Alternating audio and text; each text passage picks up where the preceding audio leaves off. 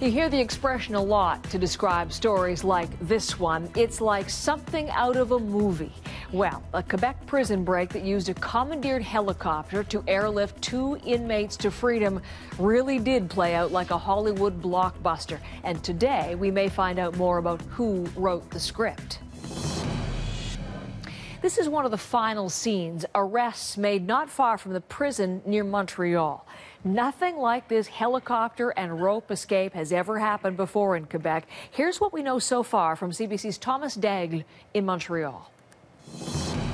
Well, it was a bold escape in broad daylight. At least one accomplice forced a helicopter pilot to fly over this prison in Saint-Jérôme, which is about 60 or so kilometers north of Montreal. Now, once the chopper was overhead, someone dropped down a ladder or a rope. Those 2 inmates were outside. They managed to grab onto the rope and quite literally fly away. Now, we have learned the names of the 2 suspects, the 2 inmates who managed to flee, 33-year-old Danny Provençal and Benjamin Hudon Barbeau, a 36-year-old with reported ties to the Hells Angels. Now, once Hudon Barbeau was had escaped from prison, he managed to call a radio station here in Montreal, tell them he had been shot in the calf. He said this is not going to end well and that he was, quote, ready to die. Now, once police tracked down the helicopter that was used in that escape, they found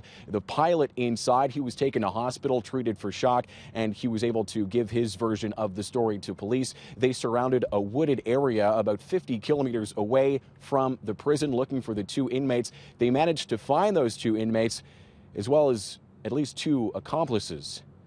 Thomas Daigle, CBC News, Montreal.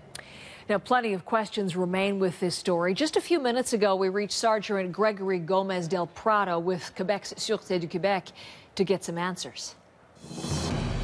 The major investigation, we have several scenes to analyze. Of course, the point of departure from the helicopter, but also the pursuit, where the helicopter landed, and of course, where we located the suspect. So at this point, do you have any idea how that pilot might be connected to this? If it was just random, or could he be connected in some way? For now, we don't have any information that he is connected, but of course, the interview is going to determine exactly if he's connected to this event or not. And what about the accomplices, the 2 who are now charged? What's their connection? For now, it's we're still in the investigation. I can't really comment on that. Of course, or they're linked to the 2 inmates. That's too early to determine.